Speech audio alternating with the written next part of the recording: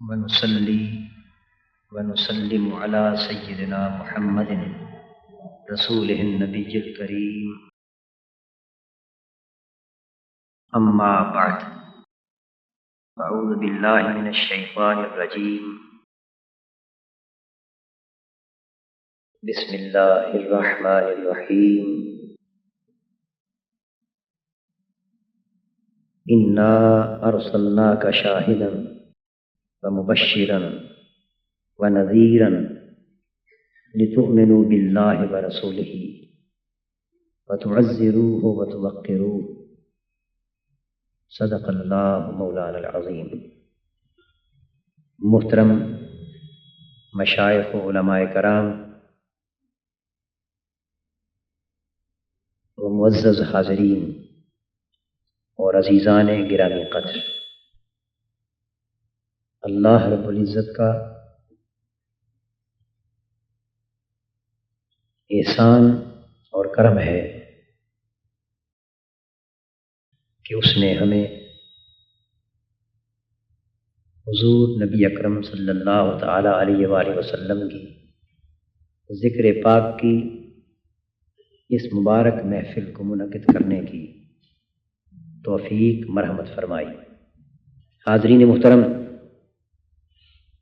قرآن مجید کی آیہ کریمہ اللہ رب العزت نے حضور نبی اکرم صلی اللہ تعالی علیہ وآلہ وسلم سے خطاب فرمایا ہے کہ اے محبوب صلی اللہ تعالی علیہ وآلہ وسلم، بے شک ہم نے تمہیں شاہد بنا کر بھیجا ہے، اس کائنات میں جملہ حقائق پر گواہ مطلق بنا کے بھیجا ہے، اور نیکوکاروں کو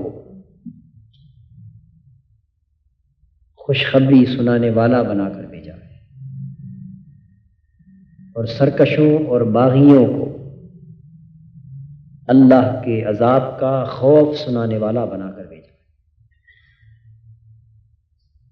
یہ جو تین شانیں اے محبوب صلی اللہ علیہ وآلہ وسلم تمہیں عطا کی، اس لیے عطا کی کہ تیری ان مقدس شانوں کے پیش نظر اور تیری ان مقدس شانوں کو دیکھ کر لوگ اللہ پر ایمان لے آئے اور اللہ کے رسول پر ایمان لے آئے۔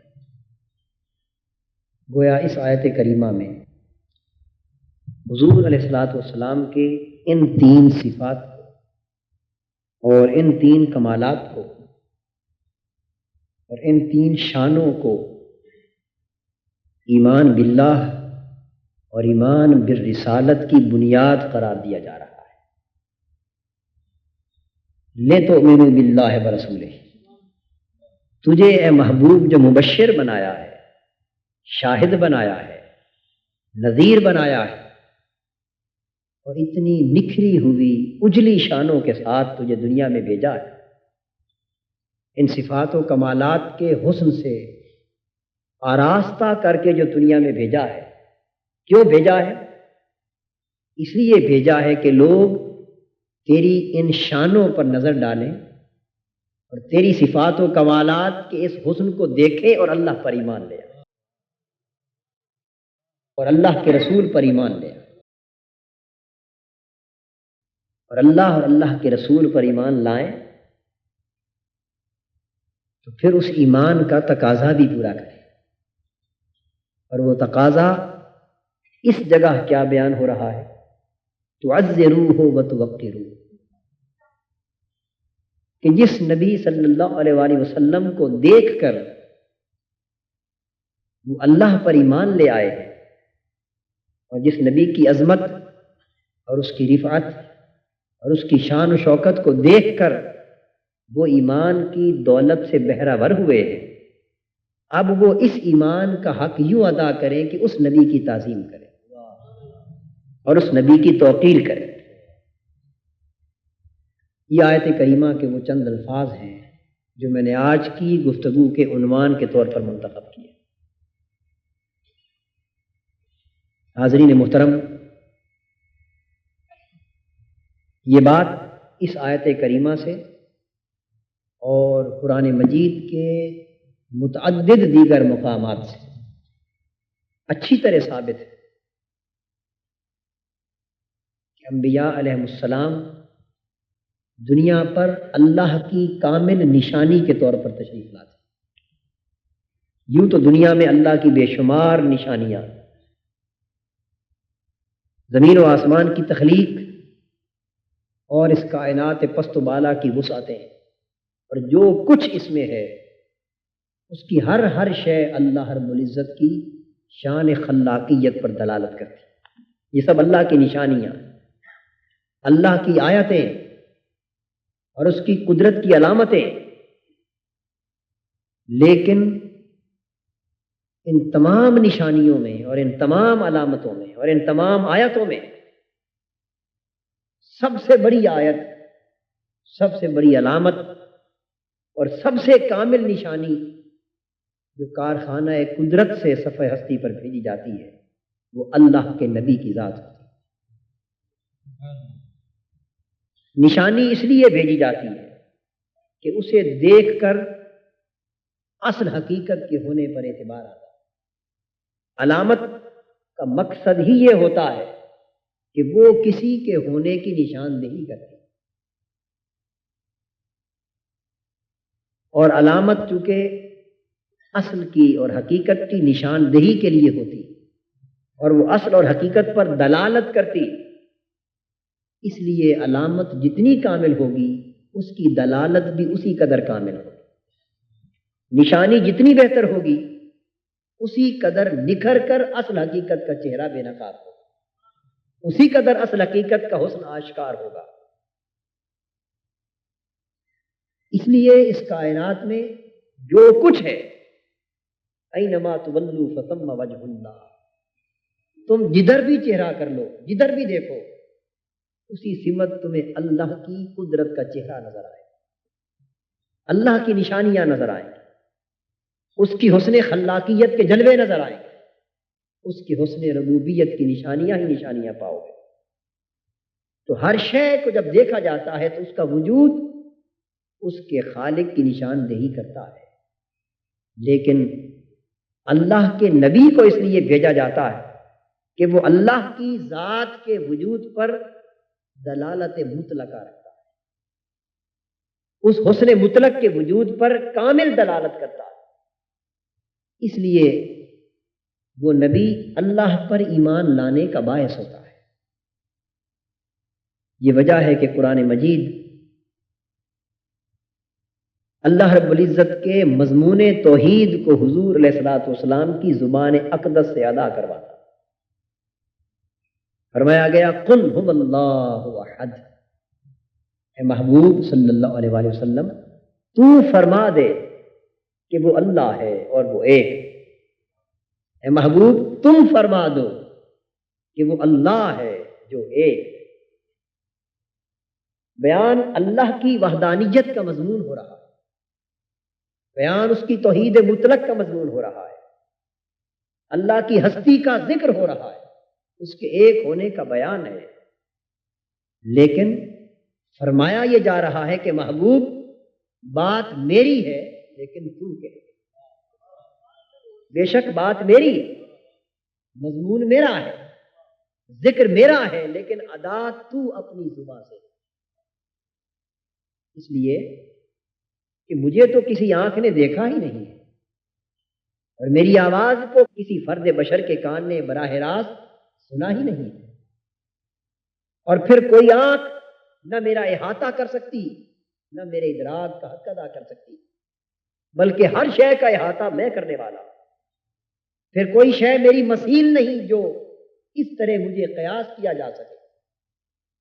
لیس کمثلہ شیء لا تدرکہ الابصار وہو یدرک الابصار. وہ تو ہر شے سے بلند و بالا. اے محبوب میں تو انسان کے حواس سے بھی بلند، مجھے نہ انسان کی باصرہ سے پتہ چل سکتا، نہ انسان اپنی سامعہ کی مدد سے مجھے جان سکتا، نہ انسان اپنے ذائقہ شامہ اور لامسہ سے مجھے پہچان سکتا. جہاں انسان کے حواس کی پرواز ختم ہو جاتی ہے میں تو اس سے بھی بلند ہوں. اور پھر مجھے انسان اپنی عقل و خیرت سے بھی نہیں جان سکتا. عقل و خیرت کی پرواز جہاں ختم ہو جاتی میں اس سے بھی بلند بالا. اور پھر عقل کے بعد وہ لوگ جو کشف اور وجدان سے حقیقتوں کو جانتے انہیں بھی اس راہ کی خبر تو ہوتی، لیکن جہاں ان کا کشف اور ان کا وجدان ختم ہو جاتا ہے میں اس سے بھی بلند. گویا کوئی انسان اس دنیا میں اپنی نفسی استعداد سے نہ مجھے جان سکتا ہے، نہ پہچان سکتا ہے، نہ کوئی مجھے دیکھ سکتا ہے، نہ سن سکتا ہے، نہ چھو سکتا ہے، نہ مس کر سکتا ہے، جب براہ راست مجھے جانتا ہی کوئی نہیں. تو پھر میں خود اپنے ہونے اور ایک ہونے کا مضمون انسان سے کس طرح بیان کروں؟ محبوب میں نے تو لوگوں کو اپنی معرفت کے لیے تجھے واسطہ مقرر فرمایا ہے، لوگوں تک اپنی بات پہنچانے کے لیے تیری زبان کو ذریعہ بنایا، لوگوں تک اپنا پیغام پہنچانے کے لیے تیرے دل اور تیرے سینے کو راستہ بنایا ہے. اس لیے محبوب بات میری ہے لیکن چاہتا ہوں کہ تیری زبان سے ادا ہو. مضمون میری وحدانیت کا ہے لیکن چاہتا ہوں کہ تیری زبان سے اس کا بیان کیا جائے. اس لیے کہ لوگ مجھے تو جانتے ہی تیرے اعلان کے سبب سے، اور یہی مقصد نبوت، یہی مقصد نبوت اور رسالت. حاضرین محترم، اللہ رب العزت ہر شے پر قادر ہے. وہ قادر مطلق اگر چاہے تو ہر شخص تک براہ راست اپنا کلام پہنچا سکتا ہے، اور وہ چاہتا تو ہر کس و ناکس کے سرہانے صبح کو قرآن کا ایک نسخہ موجود ہوتا. اس کی قدرت اور قدرت کاملہ سے کچھ بھی بعید نہیں، لیکن اس نے ایسا نہیں کیا. وہ اپنی بات براہ راست ہر شخص تک پہنچا سکتا تھا، لیکن اس نے اپنی بات ہم تک پہنچانے کے لیے نبوت اور رسالت کو واسطے کے طور پر مقرر کیا ہے. اور کل کا لفظ زبان حال سے اس فلسفے کو بیان کر کے ہمیں یہ حقیقت سمجھا رہا ہے کہ لوگوں، جب میں قادر مطلق ہو کر اپنی بات اگر بغیر کسی واسطہ اور ذریعہ کے تم تک پہنچانا چاہوں تو پہنچا سکتا ہوں. اس بات پر قادر ہونے کے باوجود بھی میں اپنی بات براہ راست تم سے نہیں کرتا، واسطہ نبوت سے کرتا ہوں، واسطہ رسالت سے کرتا ہوں. جب میں نبوت اور رسالت کا واسطہ اپنی بات تم تک پہنچانے میں قائم کرتا ہوں تو تم اپنی بات مجھ تک پہنچانے میں نبوت کے واسطے کو کہتے چھوڑو.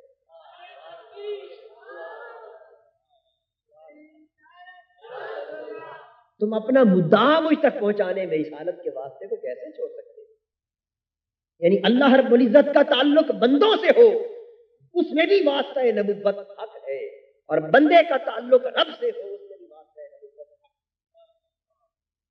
اس لیے اللہ پاک نے فرمایا اذا قیل لهم تعالوا الى ما انزل الله والى الرسول رأيت المنافقین يصدون عنك صدودا. جب ان سے کہا جاتا ہے کہ آؤ اللہ کے نازل کردہ حکم کی طرف اور آؤ رسول کی طرف، جب انہیں دو دعوتیں دی جاتی، کتنی دعوتیں؟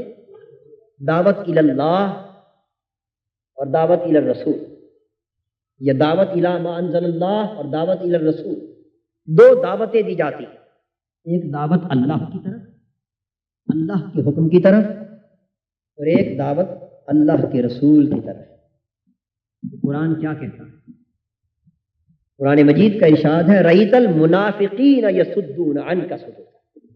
اے محبوب آپ دیکھیں گے کہ منافقوں کا وتیرہ یہ ہے کہ وہ میری طرف آنے سے نہیں گھبراتے جب انہیں تیری بارگاہ کی طرف بلایا جاتا، تیری حکمیت و حاکمیت کی طرف دعوت دی جاتی، تیری نبوت و رسالت کی قطعیت پر ایمان لانے کی دعوت دی جاتی، تیرے حکم کو آخری سند ماننے کی دعوت دی جاتی.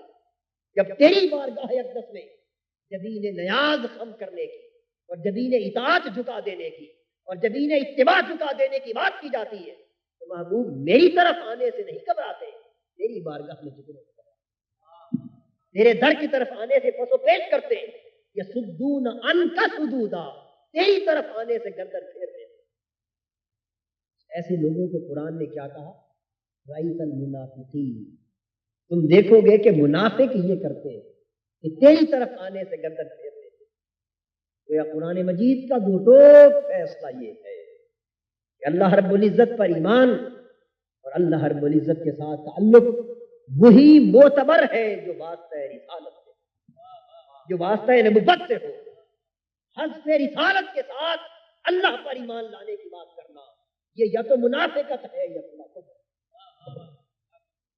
عقیدہ رسالت کو حذف کر کے، عقیدہ نبوت کو حذف کر کے، حجیت سنت کو حذف کر کے، قطعیت سیرت کو حذف کر کے اور ناگزیریت واسطہ رسالت کو حذف کر کے اللہ پر ایمان کی بات کرنا، اللہ سے تعلق کی بات کرنا، اللہ سے وابستگی کی بات کرنا اور اس سے تعلق بندگی قائم کرنے کی بات کرنا، یہ سوائے منافقت اور کفر ہے۔ اللہ سے ہر طرح کا تعلق واسطہ نبوت سے ہی قائم ہو سکتا۔ اور جب یہ فرمایا محبوب انہیں تو کہہ دے کہ وہ اللہ ہے اور ایک ہے، اس میں ایک لطیف نکتہ کار فرما ہے، وہ یہ کہ اگر میں آپ سے کہوں کہ میر علی احمد تالپور صاحب بہت قابل آدمی اور آپ نے ان کو پہلے کبھی دیکھا بھی نہ ہو، آپ کی ان سے براہ راست کوئی واقفیت اور کوئی شناسائی اور تعارف بھی نہ ہو، براہ راست ان سے کوئی تعارف نہ ہو، میں آپ کو کہوں کہ یہ بہت قابل آدمی اور آپ میرے کہنے پر ان کو مان لیں کہ واقعی یہ بہت قابل آدمی، تو میں آپ سے یہ سوال کروں گا کہ آپ نے پہلے ان کو مانا یا مجھے مانا؟ پہلے کس کو مانا؟ بتائیے نا، میں نے آپ سے کہا کہ یہ بہت قابل آدمی اور آپ براہ راست ان کو جانتے بھی نہ تھے کہ اس نام کا کوئی شخص بھی ہے یا نہیں، بالکل میں نے بتایا کہ یہ بہت قابل آدمی، آپ نے ان کو قابل مان لیا، فاضل مان لیا۔ تو میں آپ سے یہ سوال کر رہا تھا کہ اگر میرے کہنے سے آپ نے ان کو قابل اور فاضل مان لیا تو آپ نے پہلے کس کو مانا؟ اگر آپ مجھے ہی نہ مانے اور میری بات ہی کو نہ مانے تو انہیں ماننے کا کوئی حق اور کوئی جواز نہیں، اس لیے کہ یہ تو میں بتا رہا ہوں کہ کوئی ہے، تو آپ نے پہلے میری بات کو مانا تو پھر اسے مانا جس کی خبر میں دے رہا ہوں۔ اللہ کا رسول اللہ کے حکم سے کہہ رہا ہے اور اللہ پاک فرما رہے ہیں محبوب قل، تو کہہ دے کہ کوئی ہے اور وہ ایک ہے۔ اے محبوب تو ان سے کہہ دے کہ وہ اللہ ہے اور وہ ایک، تاکہ لوگ تیری زبان سے سن کر مجھے مانیں، اور جب تجھ سے سن کر مجھے مانیں گے تو مراتب میں تو اللہ بلند ہے، رسول اس کے بعد ہے۔ اللہ خالق ہے، رسول مخلوق، اللہ مالک ہے، رسول مملوک، اللہ معبود ہے، رسول اس کا عبد، وہ بھیجنے والا مرسل ہے، رسول آنے والا مرسل ہے، وہ بنانے والا ہے، رسول اس کا مصنوع ہے، الغرض وہ سارے کمالات دینے والا، یہ اس سے کمالات کی دولت حاصل کرنے والا۔ رسول کا کوئی مقابلہ کسی سطح پر، کسی جہت سے، کسی اعتبار سے اللہ سے نہیں ہو سکتا۔ یہ مقابلہ کرنا، یہ مقابلے کا تصور کرنا، یہ مقابلے کا گمان کرنا بھی جہالت ہے کہ مخلوق کا خالق سے کیا مقابلہ، محدود کا غیر محدود سے کیا مقابلہ ہوگا، اس لیے صنعت کا صانع سے کیا مقابلہ ہوگا کہ کوئی یہ مقابلہ کرنا شروع کر دے کہ یہ عمارت بہتر ہے یا اس کا معمار بہتر ہے۔ معمار جو کاریگر ہوتا ہے، کیا کاریگر معمار اور اس کی بنائی ہوئی عمارت میں مقابلہ بنتا ہے؟ نہیں بھائی، وہ معمار نہ ہوتا تو یہ عمارت نہ ہوتی، وہ کاریگر نہ ہوتا تو عمارت ہی نہ ہوتی، اس کا تو وجود اس کا مرہون منت، یہ محتاج ہے وہ بنانے والا، ان کا کوئی مقابلہ نہیں۔ عرض کر رہا تھا کہ اللہ کا درجہ بلند اور رسول جتنے بھی کمالات کے مالک کے نہ ہو، وہ بعد از خدا بدل کوئی جیسا پسند، یہ امر ایک حقیقت جس کا کوئی انکار نہیں کیا جا سکتا۔ لیکن میں تقدم اور تاخر کی بات کرتے ہوئے یہ عرض کرنا چاہتا ہوں کہ بے شک اللہ پر ایمان شان الوہیت کی بلندی کے اعتبار سے پہلے اور رسول پر ایمان اس کی شان رسالت کے اعتبار سے اللہ کے بعد ہے، اس میں کوئی شک نہیں، لیکن حرف کل کیا کہہ رہا ہے کہ محبوب تو کہہ دے کہ وہ اللہ ہے اور ایک ہے۔ تو جب انسانیت نے رسول کی زبان سے سن کر اللہ کے ایک ہونے پر ایمان لائے، اس کا مطلب یہ ہوا کہ انہوں نے پہلے رسول کو مانا اور پھر رسول کی زبان کی وساطت سے اللہ کو مانا۔ تو جو شخص رسول کو مانے بغیر براہ راست اللہ کو ماننا چاہتا ہے، اللہ کو مان کر بھی اس کا انکار کرتا ہے۔ اس لیے رسول پر ایمان لانا پہلے ہے، اللہ پر ایمان لانا بعد ہے۔ جس شخص کا رسول کی زبان پر اعتماد نہیں، رسول کی نبوت کی صداقت پر اعتماد نہیں، رسول کی رسالت کی حقانیت پر اعتماد نہیں، اور جو رسول کی زبان پر آنکھیں بند کر کے ایمان بالغیب کا اسے مرکز نہیں سمجھتا اور من کل الوجوہ رسول کے ہر کہنے کو حق نہیں سمجھتا اور رسول پر پہلے ایمان نہیں رکھتا، وہ شخص اللہ پر ایمان لانے کا دعویٰ نہیں کرتا۔ تو حرف کل سورہ توحید کا پہلا حرف کل یہ بتا رہا ہے کہ اسلام میں رسول پر ایمان پہلے ہے، اللہ پر ایمان بعد ہے۔ اور یہ جو ہم ایمان باللہ کے بعد ایمان بالرسالت کہتے ہیں، یہ درجات کی ترتیب کی وجہ سے، یہ مراتب کی ترتیب کی وجہ سے، اللہ پہلے ہے اور رسول بعد ہے۔ مراتب کی ترتیب یہی ہے، لیکن ماننے کی ترتیب میں رسول کو مانو گے تو اللہ بالکل وہی نقطہ اس آیت کریمہ میں ہے جس کو میں نے آج کی گفتگو کے عنوان کے طور پر تلاوت کیا۔ آپ نے یہ نقطہ سمجھ لیا، اب اس آیت کریمہ پر توجہ فرمائیے۔ فرمایا انا ارسلناک شاہدا ومبشرا ونذیرا، اے محبوب ہم نے تمہیں یہ ساری شانیں عطا کی اور ان شانوں کے ساتھ بھیجا۔ کیوں بھیجا؟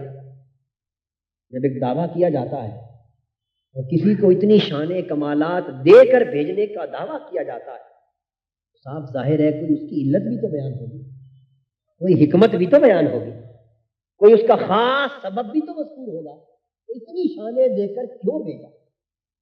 بجائے اس کے کہ اس کی کوئی حکمت اور سبب ہم اپنی طرف سے تراشیں، اللہ پاک خود حکمت کو بیان کرتے، اس علت کو خود بیان فرماتے کہ محبوب ہم نے تجھے شان شاہدیت سے نوازا، شان مبشریت سے نوازا، شان نذیریت سے نوازا، اور تجھے اتنی شانوں، اتنی صفتوں اور اتنے کمالات کا مرکہ اتم بنا کر بھیجا۔ کیوں بھیجا؟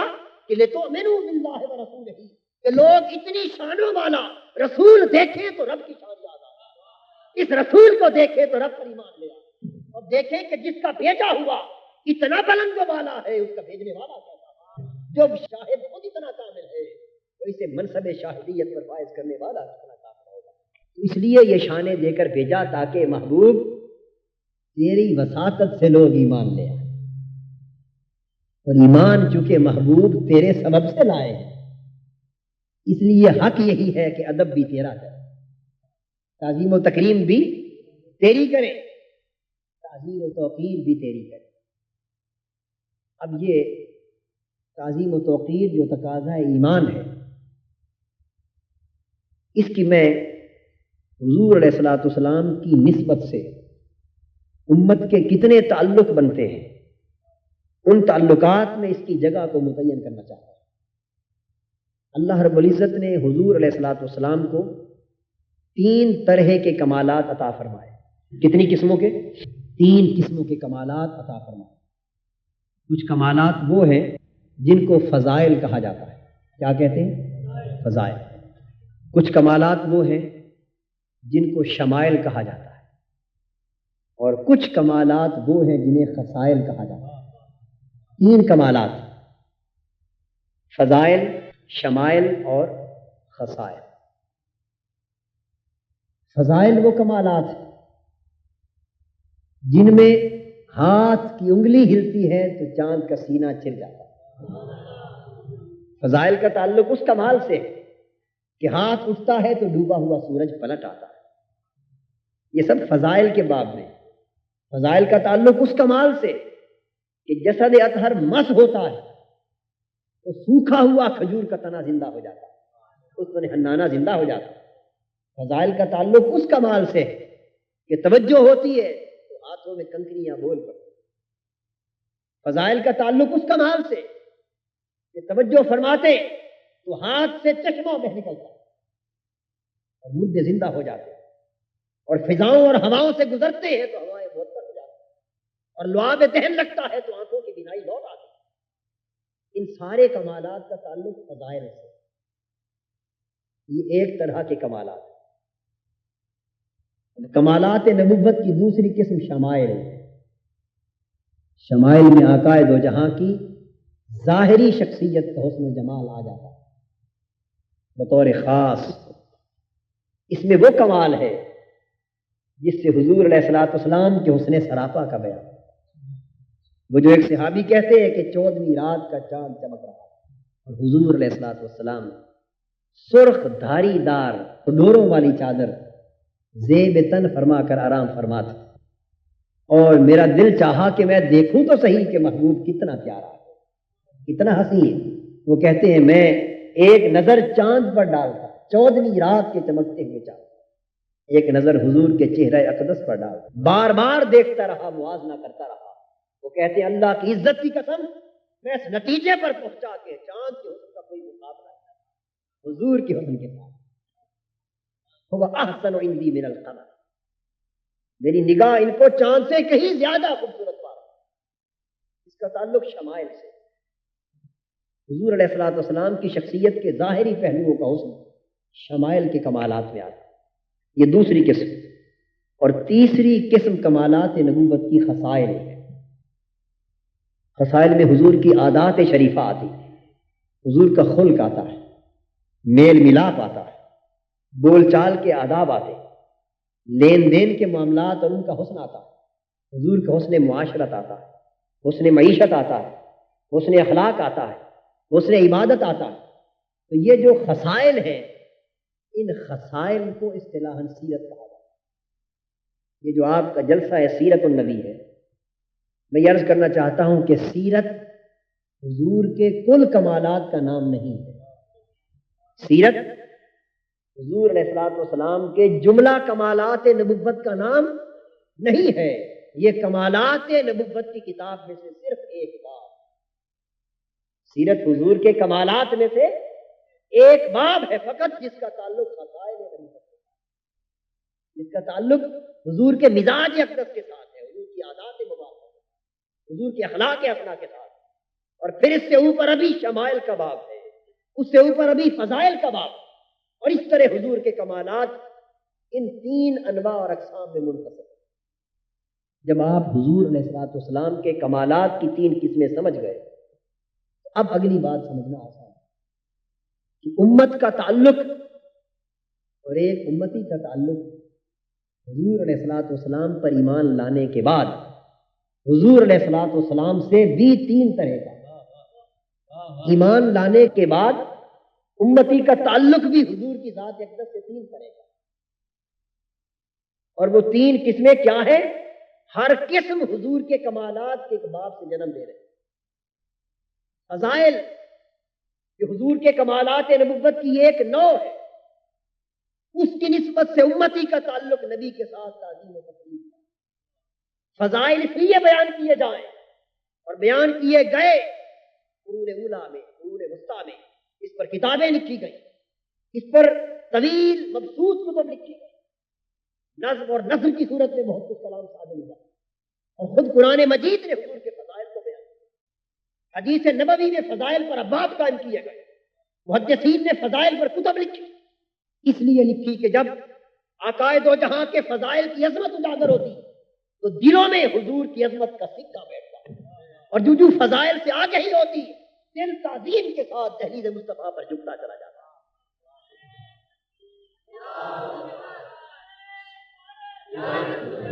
تو فضائل سے انسان جو آگاہ ہوتا تو عزت دل میں بڑھتی چلی جاتی، قدر و منزلت میں اضافہ ہوتا چلا جاتا، تعظیم و تکریم بڑھتی چلی جاتی۔ تو فضائل مصطفی کی نسبت امتی کو نبی سے ادب، تعظیم و تکریم کا تعلق۔ اس کے بعد شمائل کے کمالات آتے ہیں۔ شمائل میں حضور کا حسن سراپا بے نقاب ہو رہا ہے، عقائد و جہاں کے چہرے اقدس کا حسن جلوہ گر ہو رہا ہے، حضور کے مقدس ابرو کا حسن آ رہا ہے، چشمان مقدس کا حسن جلوہ گر ہو رہا ہے، حضور کے رخسار اقدس کا حسن جلوہ گر ہو رہا ہے، حسن سراپا ہے، توازن و اعتدال اعضاء ہے، اور حضور کی ظاہری شخصیت کے مختلف پرکشش پہلو جب یہ بے نقاب ہوتے ہیں تو دل میں عشق و محبت کا چراغ جلنے لگتا ہے، اس لیے کہ محبت کا موضوع حسن ہوتا ہے، محبت کا مرکز حسن ہوتا ہے، اور تعظیم کا مرکز فضیلت ہے، تعظیم کا مرکز عظمت ہے، فضائل سے عظمت نکلتی ہے اور عظمت دل کو تعظیم کا فیکٹر بنا دیتی ہے، شمائل سے حضور کا حسن بے نقاب ہوتا ہے، اور جو جو نگاہ حسن پر پڑتی ہے تو محبت بڑھتی ہے، عشق محبت کی شمع روشن ہوتی ہے۔ سو فضائل نے امتی کا تعلق تعظیم کے حوالے سے پیدا فرما دیا، شمائل نے امتی کا تعلق نبی سے محبت کے حوالے سے پیدا فرما دیا، اور خصائل جو کہ سیرت کا موضوع ان سے انسان جو جو آگاہ ہوتا ہے تو حضور کی پیروی کا دائیا بیدار ہوتا ہے، جو جو اپنے محبوب کے اٹھنے بیٹھنے کی خبر ہوتی، محبت کرنے والوں کا دل چاہتا ہے کہ میں بھی اسی طرح اٹھا بیٹھا کروں جس طرح محبوب اٹھتا بیٹھا ہے، جو جو حضور کے کھانے پینے کے آداب معلوم ہوتے، میرے آقا کا چلنا پھرنا معلوم ہوتا، بیدار ہونا سونے کا ادب معلوم ہوتا، جو جو حضور کی مسکراہٹوں سے آ گئی ہوتی، اس نے معیشت کی خبر ہوتی، اس نے معاشرت کی خبر ہوتی، اہل و عیال سے برتاؤ کا پتہ چلتا، پڑوسیوں سے برتاؤ کا پتہ چلتا، دوستوں دشمنوں سے میل ملاپ کا پتہ چلتا، جو جو حضور کے آداب زندگی سے انسان باخبر ہوتا ہے۔ محبت مجبور کرتی ہے کہ بندے اگر محبت ہے اس محبوب سے تو بھی اسی طرح کی زندگی اپنا جس طرح تو خصائل یعنی سیرت سے اتباع جنم لیتی، سیرت سے اسوہ سے باخبر ہو کر اطاعت کا جذبہ جنم لیتا ہے، اس لیے خصائل امتی کا تعلق اطاعت و اتباع کے حوالے سے پیدا کرتا ہے، شمائل کا باب امتی کا تعلق نبی سے محبت کے حوالے سے پیدا کرتا ہے، اور شذائل کا باب امتی کا تعلق نبی سے تعظیم و تکریم کے حوالے سے پیدا کرتا ہے۔ افسوس، صد افسوس، ایمان میں رسالت کا تقاضا اور نبی صلی اللہ علیہ وآلہ وسلم کے ساتھ تعلق کا تقاضا تو یہ تھا کہ بیک وقت دل تین جہتوں سے نبی کے ساتھ متعلق ہو، دل میں بیک وقت تعظیم و تکریم کا چراغ بھی جلے، عشق و محبت کا چراغ بھی جلے، اور اطاعت و اتباع کا چراغ بھی جلے، اور اس طرح تینوں جہتیں ملے تو ایمان مکمل ہو جائے، تینوں سمتیں ملے تو ایمان کامل ہو جائے۔ لیکن آج کے اس پرفتن تفرقہ اور انتشار کے شکار دور میں اس امت کے نبی کے ساتھ تعلق کو بھی جدا جدا کر دیا، کاٹ ڈالا۔ کوئی اتباع کی اہمیت کی بات کرتا ہے تو عشق و محبت کی شمع کو بجھانا چاہتا ہے، اور کوئی محبت کی بات کرتا ہے تو اطاعت و اتباع کی اہمیت۔ دوستو، ایمان نبی کی ذات کے ساتھ اور تعلق امتی کا نبی کے ساتھ اس وقت تک کامل نہیں ہو سکتا جب تک دل دہلیز مصطفیٰ پر تعظیم کے لیے جھکا نہ ہو، سینہ عشق مصطفیٰ کی شمع کے ساتھ روشن نہ ہو، اور سراپا حضور کی اطاعت و اتباع میں سارا ایمان۔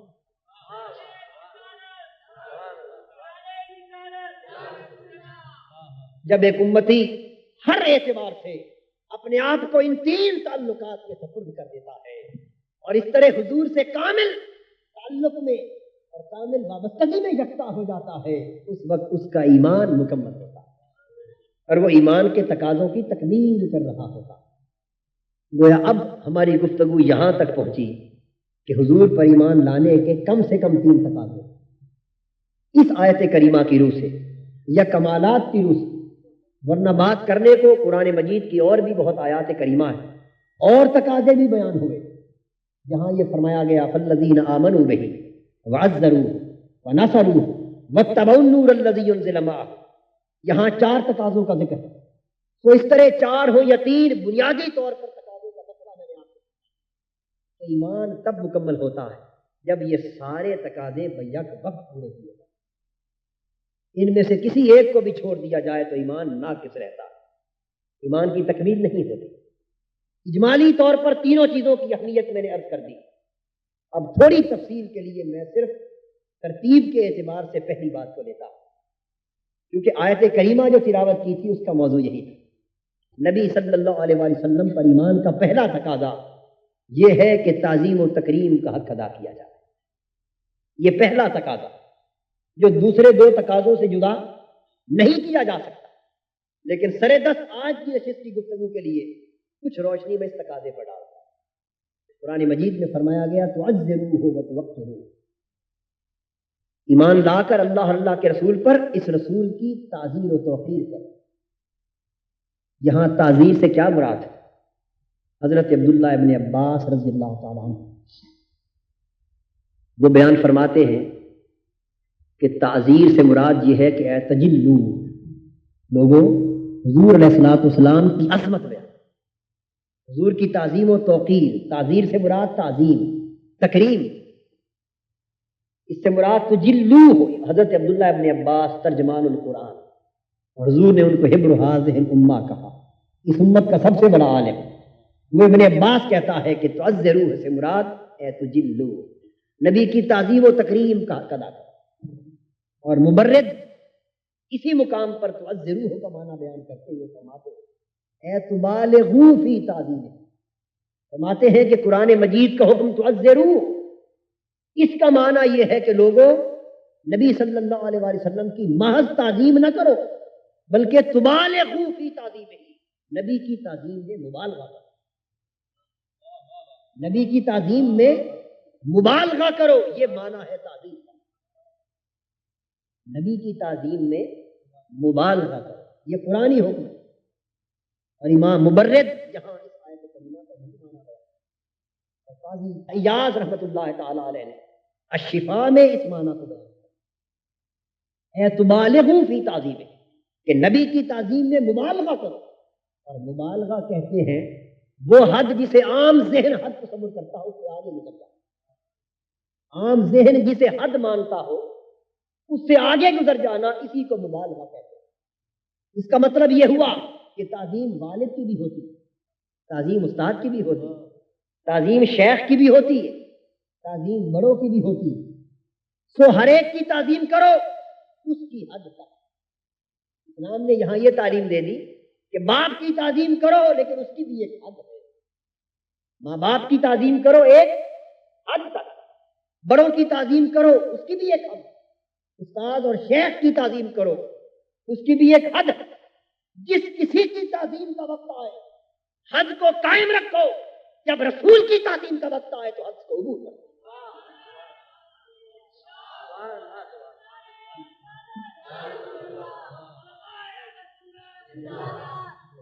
تعذروہ کا معنی تعظیم رسول اور تعظیم غیر رسول کا فرق بیان ہو رہا ہے کہ اللہ کے نبی کے سوا ہر کسی کی تعظیم کو حد کے اندر کرو، حد سے آگے نہ جاؤ.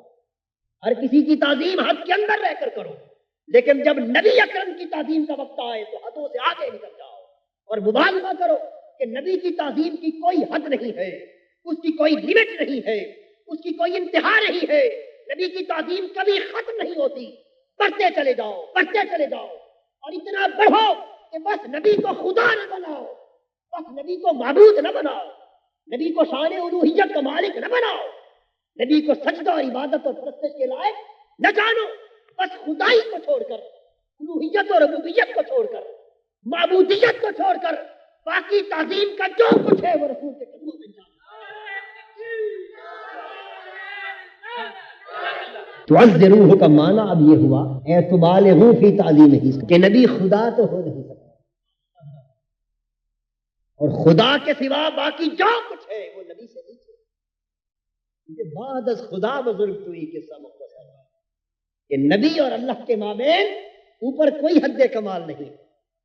اب بات کو سمجھے ہیں، نبی اور اللہ کے مابین اوپر کوئی حد کمال اور حد فاصل نہیں ہے. نبی خدا تو ہو نہیں سکتا، اس لیے کہ نبی کو کسی جہت سے بھی خدا سمجھا سکتے ہیں. نبی کو عبادت اور پرستش کے لائق کسی جہت سے بھی سمجھا. خدا کی ذات میں شریک جانا، خدا کی صفات میں شریک جانا، خدا کے افعال میں شریک جانا، مستقلاً یا عارضی طور پر، دل واسطہ یا بلا واسطہ، کسی نسبت سے بھی نبی کو اگر معمولی سا بھی خدا کی ذات و صفات و افعال میں شریک جانا، یہ کفر و شرک ہو گیا. اور کسی صاحب ایمان کا یہ اعتقاد نہ ہے نہ ہو سکتا ہے. تو نبی خدا تو ہو نہیں سکتا، اور خدا کے سوا باقی عظمتوں کی جتنی کائنات ہے وہ نبی کے قدموں میں. یہ معنی ہے تعذروہ، کہ مبالغہ کرو نبی کی تعظیم میں. اب ایمان سے کہیے اگر آپ شہر مدینہ کے گلی کوچوں کی دیوار اور زمین کو چومتے پھریں اور وہاں کی خاک کو آنکھ کا سرما بناتے پھرے. یہ خدا بنانا تو نہیں ہے. یہ خدا تو ان گلیوں سے بلند ہے. خدا تو خس و خاشاک سے بلند ہے. خدا اس زمین کے تصور سے بلند ہے. بس خدا نہیں جانا، لیکن قدم قدم پر تعظیم کے جتنے مرحلے ہو سکتے ہیں وہ سب اللہ کے رسول کے لیے بنا. جو چاہیں. امام شرف الدین بوصیری علیہ رحمت فرماتے ہیں قصیدہ بدہ میں کہ عیسائیوں نے یہ ظلم کیا کہ عیسیٰ کو خدا بنا، خدا کا بیٹا بنا دیا، اور یہ بات حق نہ تھی.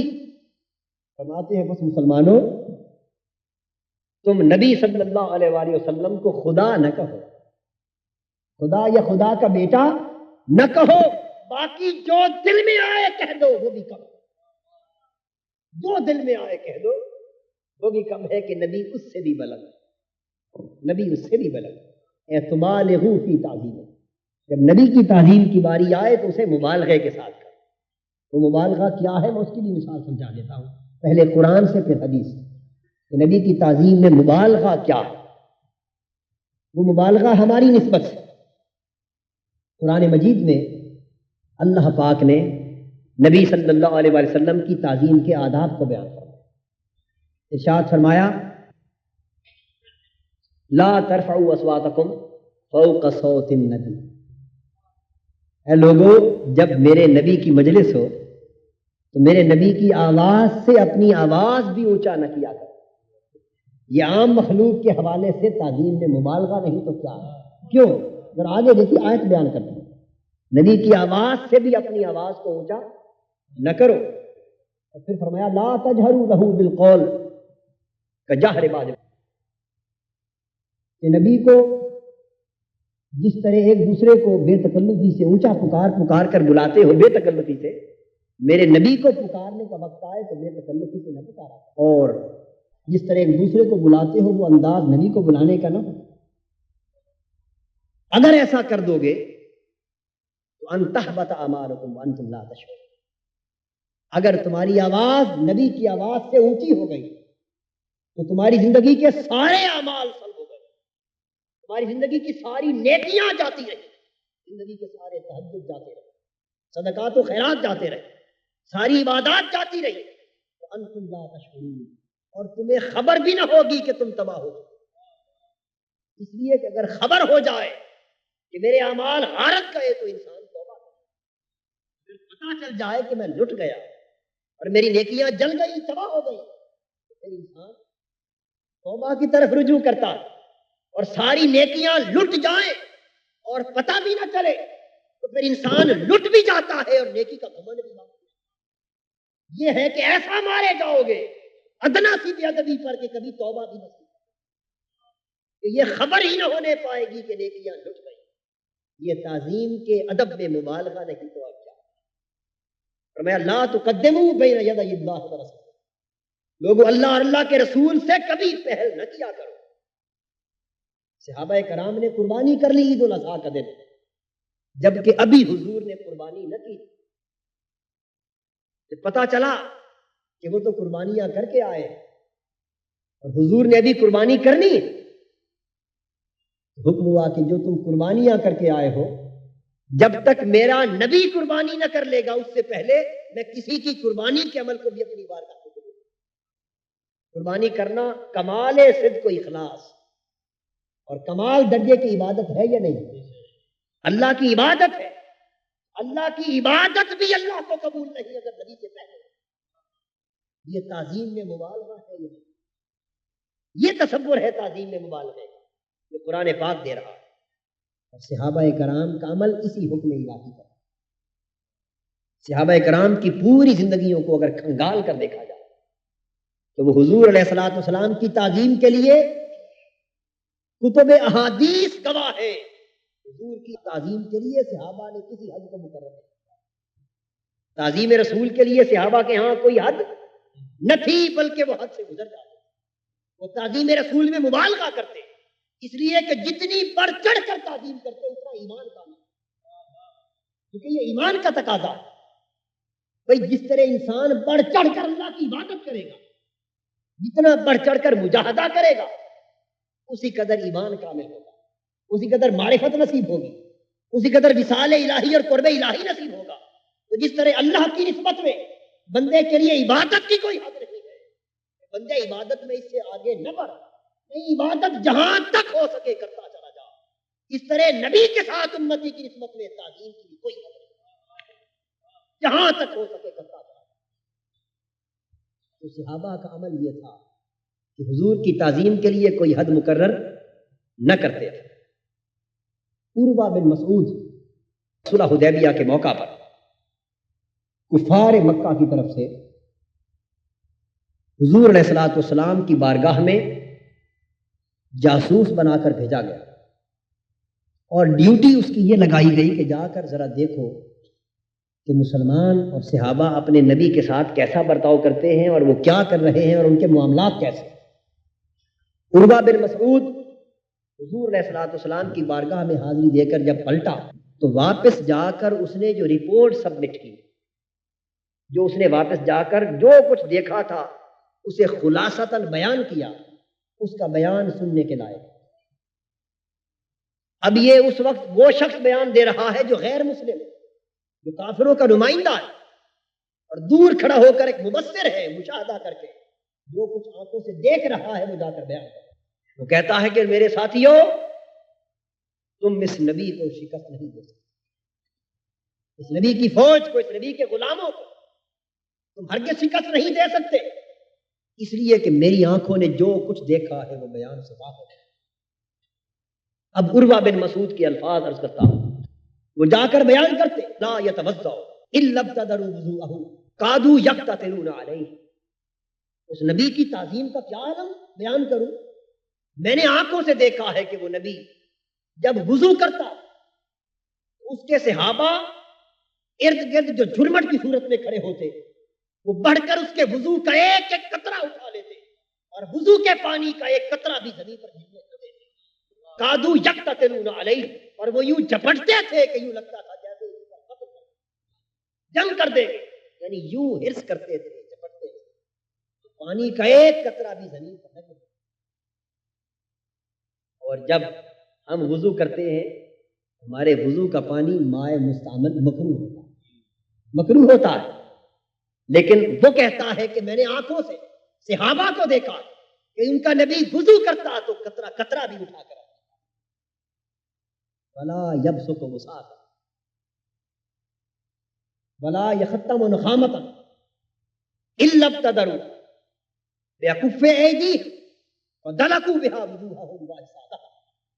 اور میں نے دیکھا کہ اس نبی نے کبھی لعاب دہن زمین پر نہیں پھینکا اور ناک مبارک صاف نہیں کیا کہ لعاب دہن زمین پر پھینکتے تو صحابہ جھپٹ کر لعاب دہن کو اپنے ہاتھوں پر لیتے، وَدَلَقُوا بِهَا وُجُوهَهُمْ وَأَجْسَادَهُمْ، اور اس کی نمی سے اپنے چہروں کو مل لیتے، اپنے اجساد کو مل لیتے.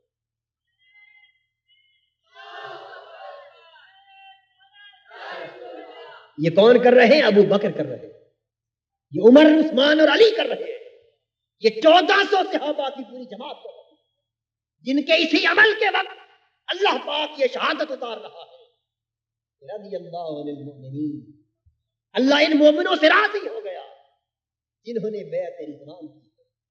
محبوب، ان الذین یبایعونک انما یبایعون اللہ ید اللہ فوق ایدیہم، یہ وہی 1400 صحابہ ہیں جن کی تعظیم کے عمل کو عروہ بن مسعود ان لفظوں میں بیان کر رہا ہے. اور یہی بیعت کرنے والے ہیں جن کے لیے اللہ پاک فرماتے ہیں کہ محبوب، یہ جو تیرے ہاتھ پر بیعت کرتے ہیں یہ تیرے ہاتھ پر نہیں اللہ کے ہاتھ پر بیعت کر رہے ہیں، اور ان کے ہاتھ اللہ کے ہاتھ میں. یہ جن کے ہاتھ اللہ کے ہاتھ میں اور جن کے ایمان کی مہر تصدیق قبض کی جا رہی ہے اور جن کے ایمان کے کامل ہونے کی شہادت دی جا رہی ہے، ان کا عمل کیا ہے؟ وہ عمل سنو کہ لعاب دہن کی نمی سے وہ اپنے چہروں کو متبرک کرتے ہیں، اپنے جسموں کو متبرک کرتے ہیں. وہ کہتا ہے لا تسقط منہ شعرۃ الا ابتدروا، میں نے دیکھا کہ اس نبی کا ایک بال بھی ایسا نہ تھا جو گرا ہو اور انہوں نے اٹھا کے سنبھال کر. وَإِذَا أَمَرَهُمْ بِأَمْرٍ ابْتَدَرُوا، میں نے دیکھا کہ وہ نبی جب ایک بھی حکم کرتا وہ لپک کر اس حکم کی تعمیل کرتے. وَإِذَا تَكَلَّمَ خَفَضُوا أَصْوَاتَهُمْ عِنْدَهُ، اور جب وہ نبی کلام کرتا ان کی آوازیں پست ہو جاتی، گردنیں جھک جاتی اور خاموش ہو کر وطن گوش ہو کر ولا یہدون الیہ نظر تعظیم اللہ، اور میں نے دیکھا کہ وہ نظر اٹھا کر ادب نبی کی طرف آگے، ان کی نگاہیں تعظیم رسول میں جھکی رہتی، چہرے کی طرف نگاہ اٹھانے کی ضرورت نہ کرتی۔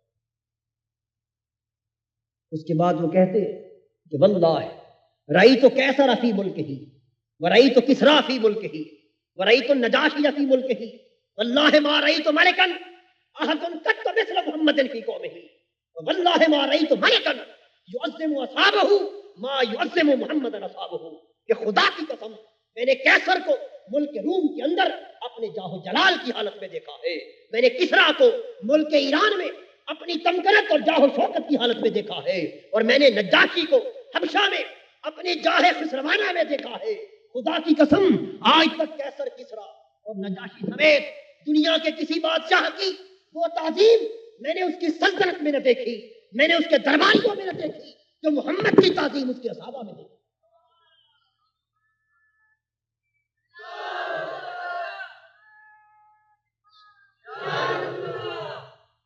اور اس پر حضرت انس بن مالک رضی اللہ تعالیٰ عنہ فرماتے ہیں رأیت رسول اللہ صلی اللہ علیہ وآلہ وسلم والحلاق یہلکہ ویطوف بہ اصحابہ وما یریدون ان تقع اشارۃ الا فی ید احد من الرجل۔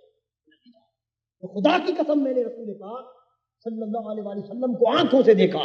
حضور کے صحابی فرماتے ہیں ایک حجام حضور کی حجامت کر رہا تھا، سر انور کے بال کاٹ رہا تھا، اور میں نے دیکھا کہ یطوف بہ اصحابہ، کہ حجامت کے وقت حضور کے صحابہ حضور کے گرد اس طرح گھوم رہے تھے جس طرح پروانے کعبے کا طواف گرد گھوم رہے تھے۔ اور کیوں گھوم رہے تھے؟ کہ وہ اس طرح متوجہ تھے کہ ایک بال بھی حضور کے نیچے نہ گرے، اور ایک ایک بال بھی اٹھا کر وہ ہاتھوں میں سنبھال رہے۔ اور اے حضرت عثمان، اسی موقع پر ذرا آپ بھی بتا دیجئے کہ آپ لوگوں نے حضور کی تعظیم کی کیا حد مقرر کرتے ہیں؟ حضرت عثمان فرماتے کہ کیا حد پوچھتے ہو تعظیم رسول کی؟ کیا تمہیں معلوم نہیں جب مجھے حضور نے مکہ کے لیے سفیر اسلام بنا کر بھیجا اور میں حرم کعبہ میں پہنچا اور مجھے مکہ کی غیر مسلم ریاست کے حکمرانوں نے، کافروں نے کہا عثمان تمہارا نبی تو اس سال یہاں نہیں، تم آ گئے ہو، خوش نصیب ہو، چلو آئے ہو تو کعبہ کا طواف ہی کر لو۔ تو میں نے کیا جواب دیا؟ میں نے کہا تھا ما کنت لافعل حتی یطوف بہ رسول اللہ صلی اللہ علیہ وسلم، خدا کی قسم میری پوری عمر صحن کعبہ میں گزر جائے جب تک محمد میرا آقا طواف نہ کرے گا، میں کعبہ کے پاس کھڑا ہو کر بھی طواف کروں گا۔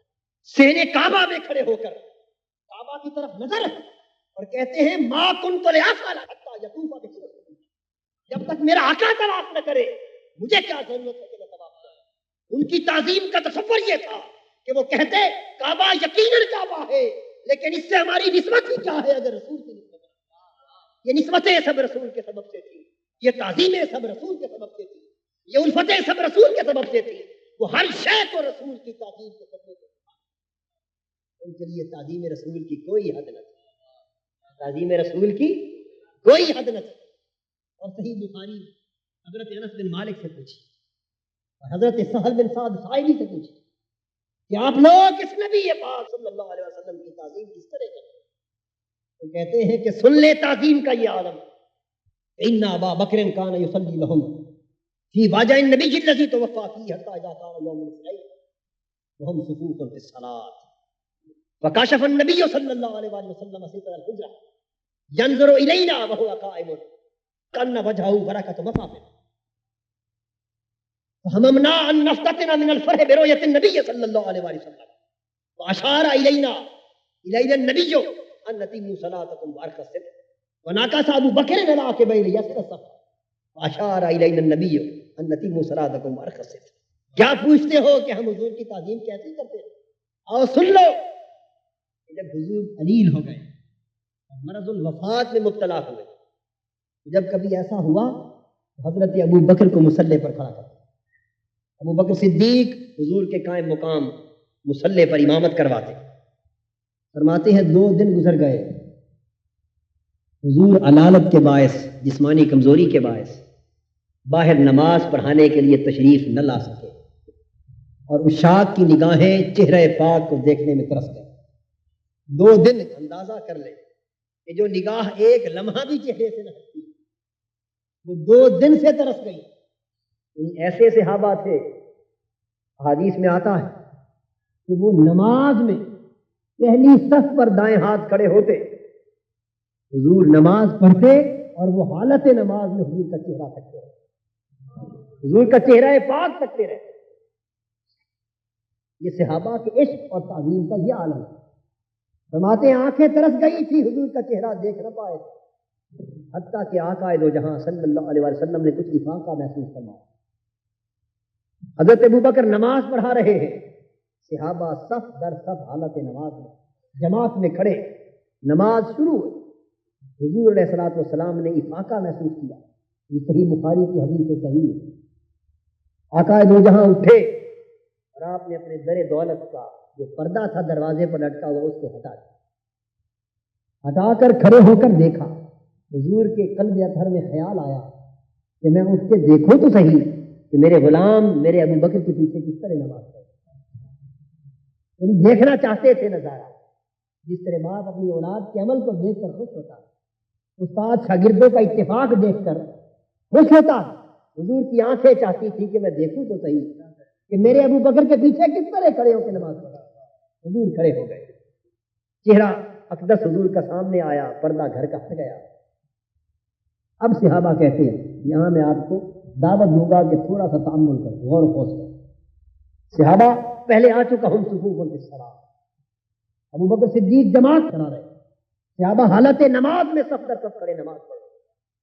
جن لوگوں کو روضہ اقدس کی حاضری کا شرف نصیب ہوا ہے وہ جانتے ہیں کہ اگر مسجد نبوی جو حضور کی مسجد نبوی کی اصل، اس میں کھڑے ہو کر کوئی نماز پڑھ رہا ہو، یہ مسجد نبوی جسے ریاض الجنہ بھی کہا جاتا ہے، نماز پڑھ رہا ہو تو حضور کا گھر مبارک جہاں حضور کا مزار اقدس ہے اور جو حضور کا حجرہ تھا، وہ نمازی کے بائیں کندھے کی طرف اس طرف پڑتا ہے اور چہرہ کعبے کی طرف ادھر ہوتا ہے، اور حضور کا گھر بائیں کندھے کے بالکل سامنے اس طرف ہوتا ہے۔ اگر کوئی شخص نماز میں یکسوئی اور استغراق کے ساتھ کھڑا اللہ کی عبادت کر رہا ہو تو چہرہ صاف ظاہر ہے، اس کا نہ صرف یہ کہ سیدھا ہوگا بلکہ دائیں بائیں کی کوئی شے اسے دکھائی نہیں دے سکتی، دائیں بائیں کندھے کی کوئی چیز اسے دکھائی نہیں دے سکتی۔ اور پھر جب جماعت کی حالت میں صفیں کھڑی ہو تو صفوں میں کھڑا ہوا شخص بائیں کیا ہو رہا ہے اور دائیں کیا ہو رہا ہے اس کی تو اسے خبر ہی نہیں ہو سکتی۔ اور پھر صحابہ کی نماز ہو، ہماری اور آپ کی ایسی نماز نہ تھی، صحابہ کی نماز ہو تو ان کی یکسوئی کا عالم کیا ہو، حالت نماز میں انہماک اور استغراق کا عالم کیا ہو۔ اس استغراق سے بھری ہوئی نماز میں اگر ادھر سے پردہ ہٹتا ہے اور حضور سامنے آتے ہیں تو صحابہ جو بول رہے کہ حضور کھڑے مسکرا رہے تھے اور مسکراتا ہوا چہرہ یوں لگ رہا تھا جیسے کھلا ہوا قرآن، تو ایمان سے کہیے کہ حالت نماز میں منہ ادھر پلٹ کر دیکھے بغیر کیا یہ نظر آ سکتا تھا؟ نظر نہیں آتا۔ کأن وجہہ برقت بصر، یہ تبسم کس طرح دیکھا گیا؟ منہ تو ادھر ہے کعبے کی طرف اور حضور اس طرف کھڑے، یہ تبسم کس طرح دیکھا گیا؟ یہ کھلے ہوئے قرآن کی طرح مسکراتا ہوا چہرہ کیسے دیکھا گیا؟ اگلی آیت اسی حدیث کا اگلے الفاظ بیان کر رہے ہیں، فہممنا ان نفتتن من الفرح برؤیت النبی۔ جب حضور کا چہرہ ایک دم سامنے آیا تو ترسی ہوئی نگاہیں جو 2 دنوں سے طرف گئی تھی وہ عشق اور عقل کی کشمکش میں مبتلا ہو گئی۔ عقل نے کہا عاشقو نماز پڑھ لو اور چہرہ کعبے کی طرف رکھو، اس نے کہا ادھر کعبہ ہے، ادھر کعبے کا کعبہ ہے، عشق نے کہا ادھر کعبہ ہے تو آج ادھر کعبے کا کعبہ ہے۔ اور پھر نمازیں جو قضا ہو پھر ادا ہو، نگاہوں کی قضائیں کب ادا ہو۔ اس نے کہا کہ جی بھر کے دیکھ لو پھر چہرہ پاک دیکھنا نصیب ہو جانا ہو۔ نماز اگر قضا ہو گئی تو وہ تو پھر قضا ہو۔ ہم نے ارادہ کر لیا کہ ہم حضور کے دیدار کی خوشی میں نمازوں کو توڑ ڈالیں۔ یہ حدیث کے لفظ، صحابہ کہتے ہیں کہ ہم نے ارادہ کر لیا کہ ہم حضور کے دیدار کی خوشی حالت نماز میں منہ پھیر کر دیدار کیا جائے. من الفرح برؤیت النبی صلی اللہ علیہ وسلم، حضور کے دیدار کی خوشی. قریب تھا کہ ہم نمازوں کو توڑ دیں، ہم یہ ارادہ کر چکے کہ نمازوں کو توڑ دیں. اور پھر یہ تو مقتدیوں کی حالت ہے. ذرا امام کو بھی دیکھ لو، ابو بکر کو. فنکث ابو بکر اللہ کے بھائی لیصل الصف وظن ان النبی صلی اللہ علیہ وسلم خارج من الصلاۃ. انہوں نے جب یہ منظر دیکھا اندازہ کیا کہ میرے آقا گھر سے باہر نکل آئے ہیں اور نماز میں شریک ہونے لگے. انہوں نے مصلی چھوڑ کر پچھلی صف پر آنا تھا. نماز کا سارا سما بدل گیا. نماز کا سارا سما بدل گیا حضور کی تعظیم اور محبت میں. جب آقا نے اپنے غلاموں کی محبت کا امتحان کر دیا اور انہیں عشق و محبت کی آزمائش میں کامیاب پایا تو حضور نے پردہ گرا دیا اور فرمایا بس غلاموں، جو میں دیکھنا چاہتا تھا وہ دیکھ چکا، تم اپنی نماز مکمل کرو. یہ حدیث، یہ تعظیم کی حد ہے. کیا اس کو بھی حد کہا جائے؟ یہ نماز ہے، اللہ کی عبادت ہے. نماز اللہ کی عبادت ہے اور اس عبادت الہی میں بھی دل اور نگاہیں حضور کی محبت اور تعظیم میں کرتا ہے. اس لیے کہ یہ تعظیم اللہ کی عبادت میں بھی مانے نہیں ہے، اس عبادت کو بھی باکمال کرتا ہے. اس لیے باکمال کر رہی ہے کہ خود اللہ پاک نے فرمایا وَمَن يُعَظِّمْ شَعَائِرَ اللَّهِ فَإِنَّهَا مِن تَقْوَى الْقُلُوبِ. جو اللہ کی نشانیوں کی تعظیم کرتا ہے، یہ تعظیم کرنا دلوں کا تقویٰ ہے. جب عام نشانیوں کی صفا مروا جیسے پہاڑوں کی تعظیم کرنا دلوں کا تقویٰ ہے تو حضور کی تعظیم کرنا کس قدر تقویٰ ہے. تعظیم رسول میں کوئی حد نہ رکھے. حضرت سہل بن سعد ساعدی فرماتے کہ ایک قبیلے میں جھگڑا ہو گیا. حضور علیہ الصلوۃ والسلام اس کی صلح کروانے کے لیے تشریف لے گئے. جب حضور موجود نہ ہوتے تو جماعت حضرت ابو بکر کرواتا. واپس پہنچے تو ظہر یا عصر کی نماز کا وقت، نماز شروع ہو گئی. حضرت ابو بکر رضی اللہ تعالیٰ عنہ نے جماعت شروع کروا دی. اسی طرح صحابہ صف در صف جماعت میں کھڑے. دوران نماز حضور تشریف لے آئے. اب کوئی اور شخص اگر حالت نماز میں پہنچے اس کے لیے حکم یہ ہے کہ آخری صف میں جہاں جگہ ملے کھڑا ہو. بلکہ عام مجلس منعقد ہو تو لوگوں کو چیر کر آگے آنے کی اجازت نہیں، بلکہ آخر میں جہاں جگہ ملے وہیں بیٹھ جائے تاکہ کسی کو تکلیف نہ ہو. اور نماز کی حالت میں تو صفوں کو چیرنے کی اجازت نہیں. دھیان لوگوں کا پھر انسان کی طرف ہو جاتا ہے اور نماز ناقص ہو جاتی ہے.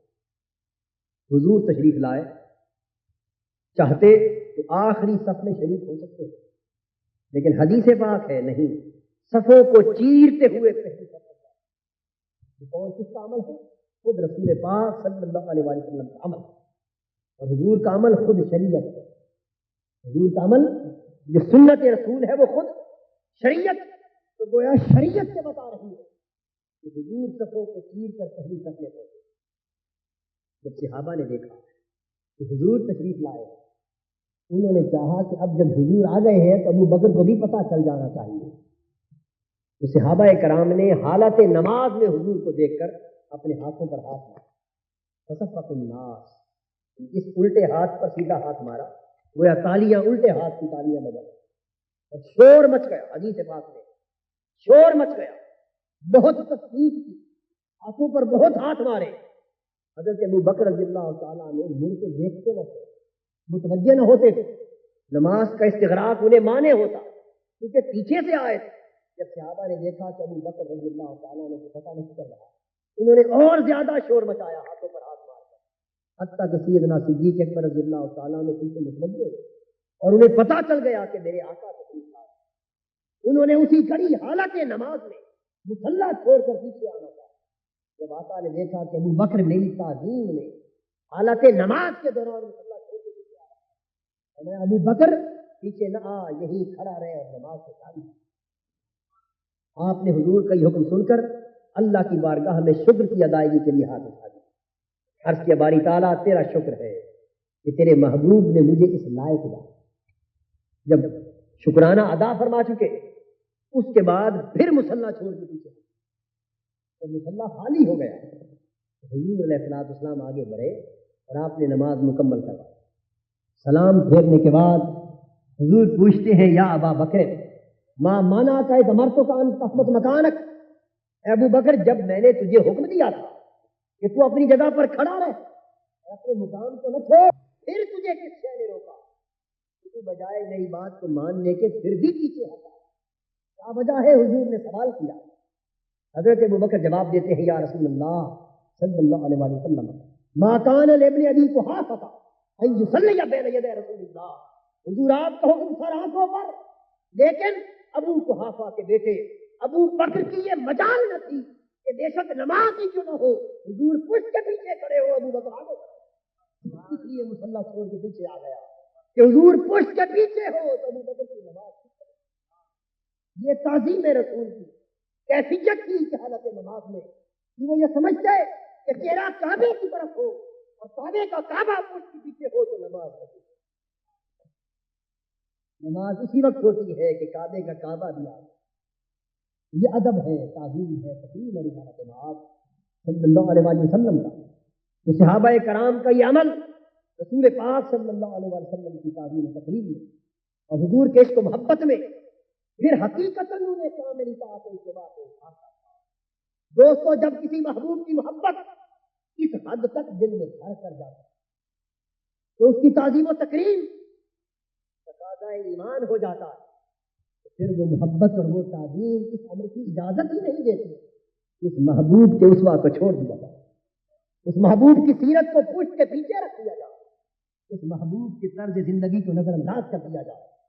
اگر محبوب کے اسوہ کو نہ اپنائے اور سیرت محبوب کو نہ اپنائے اور بات محبت اور تعظیم کی کرتی رہے تو یہ تو غلطی ہے، یہ محبت سے دھوکہ ہے، یہ تعظیم کی خلاف ہے۔ صحابہ کرام حضور سے ٹوٹ کر محبت کرتے ہیں، عشق کا چراغ سینوں میں روشن رکھتے ہیں اور قدم قدم پر حضور کی تعظیم و تقریم کے عیادار اور اس محبت و تعظیم میں انہیں حضور کے اسوہ و سیرت سے اتنا پیار عطا کر دیا۔ ایک صحابی کے ہاتھ میں حضور سونے کی انگوٹھی دیکھتے اور پوچھتے ہیں کیا تم چاہتے ہو کہ تمہارے ہاتھ میں دوزخ کی آگ کا انگارہ ہو؟ عرض کیا حضور میں نہیں چاہتا۔ فرمایا ہاتھ ادھر کر، اس کے ہاتھ سے سونے کی انگوٹھی اتار کے پھینک۔ اشارہ تھا کہ مرد کے لیے زیور جائز نہیں ہے۔ جب حضور علیہ الصلوۃ والسلام اٹھ کے تشریف لے گئے وہ صحابی بھی اٹھ کے چل دیے۔ اس مجلس کے دیگر حاضرین نے کہا بھائی یہ انگوٹھی سونے کی لے جا اور گھر میں اہلیہ کوئی اور کسی خاتون کو پہنا دے، اس کی اجازت ہے شریعت میں۔ اب بتا رہا ہوں کہ جب محبت اور تعظیم کا چراغ جل جاتا ہے اس کے بعد اب مفہوم کی طور ہو جاتا ہے۔ وہ کیا ہے؟ وہ صحابی بولے کہ درست ہے مسئلہ میں بھی جانتا ہوں، لیکن جس شے کو میرے محبوب نے نفرت سے پھینک دیا ہے تو اس کو ہاتھ تک لگانے کے روادہ اتباع کا مفہوم یہ ہو جاتا ہے۔ حضرت عثمان غنی مسجد نبوی کے دروازے سے نکلے اور دروازے کی چوکھٹ پر بیٹھ کر گوشت منگوایا، ایک لقمہ تناول فرمایا۔ صحابہ نے پوچھا حضرت یہ کوئی جگہ ہے گوشت کھانے کی؟ مسجد کے دروازے میں بیٹھ کر تناول فرما رہے، فرمانے لگے یہ تو میں بھی جانتا ہوں کہ یہ جگہ ہے، لیکن تمہیں کیا خبر کہ میں اس جگہ بیٹھ کر وہ کام کیوں کر رہا ہوں جو عام نگاہوں کو خلاف آداب ہو رہا ہے؟ مال اس لیے کہ میری آنکھیں دیکھ رہی ہے ایک وقت میں نے اس جگہ پر اپنے محبوب کے لقمہ کھاتے ہیں، میرا دل کرتا ہے کہ وہیں بیٹھ کر میں لقمہ۔ دوستو محبت اور تعظیم کا چراغ دل میں جل جائے تو پیروی کا مفہوم بدل جائے۔ عصر کی نماز کے لیے سیدنا عثمان غنی وضو کرتے، وضو کر کے کوئی شخص پاس نہیں کھڑا، بس اکیلے تنہا ہے، وضو کر کے فارغ ہوئے اور ہنسنے لگے، مسکرانے لگے۔ کسی نے پوچھا حضرت کوئی آپ سے ہم کلام نہیں، کسی سے گفتگو نہیں ہو رہی، ہنسنے کا کوئی موقع محل نہیں، بلا وجہ کیوں ہنس رہے؟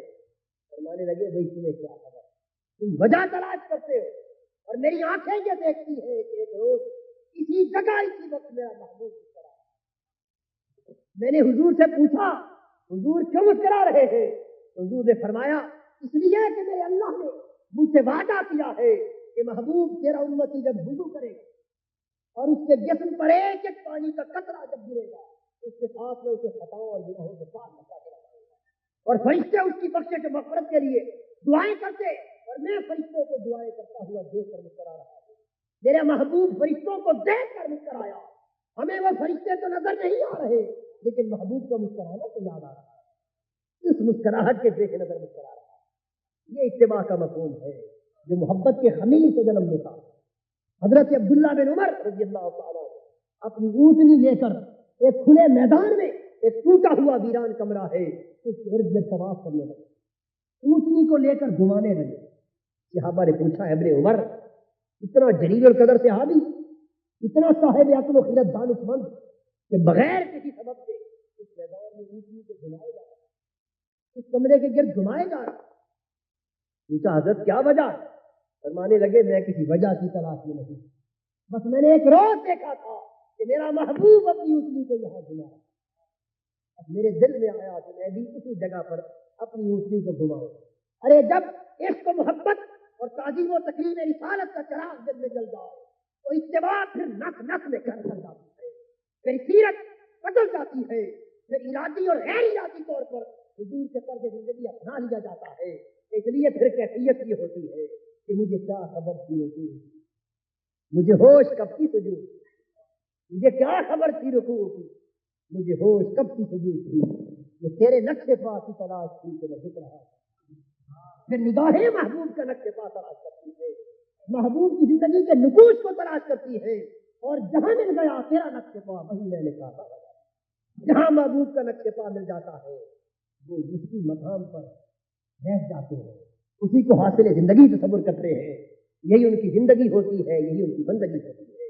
تو دوستو یہ مومنین کے ایمان کا وہ تقاضا ہے کہ جس کی تکمیل قرآن کا مطلوب ہے, جس کی تکمیل سنت نبوی کا مطلوب ہے.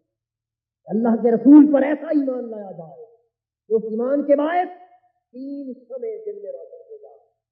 پہلی شمع عشق و محبت رسول کی, دوسری شمع تعظیم و تکریم رسول کی, اور تیسری شمع اطاعت و اتباع رسول کی. یہ 3 شمعیں روشن ہو جائیں تو پھر انسان کی کیفیت کچھ اور ہو جاتی ہے. اللہ رب العزت کی بارگاہ میں دعا گو ہوں کہ مذات ہمیں حضور علیہ الصلوۃ والسلام سے ایسا سچا تعلق عطا فرمائے کہ جس کے نتیجے میں ہمیں بیک وقت حضور کی محبت, تعظیم و تکریم اور اطاعت و اتباع کی دولت میسر ہو. کہ حقیقت میں اسی ایمان میں زندگی کامیابی کا راز بھی مضمر ہے اور اخروی کامیابی کا راز بھی مضمر ہے. اللہ پاک ہمارے حال پہ لطف و کرم فرمائے اور امت مسلمہ کو وحدت, اتحاد, یگانگت اور باہمی محبت و مودت کی دولت سے بہرہ فرمائے, اور حضور علیہ الصلوۃ والسلام پر ایمان کے جملہ تقاضوں کو پورا کرنے کی توفیق امت نبوی کو عطا کرے. وما علینا الا البلاغ.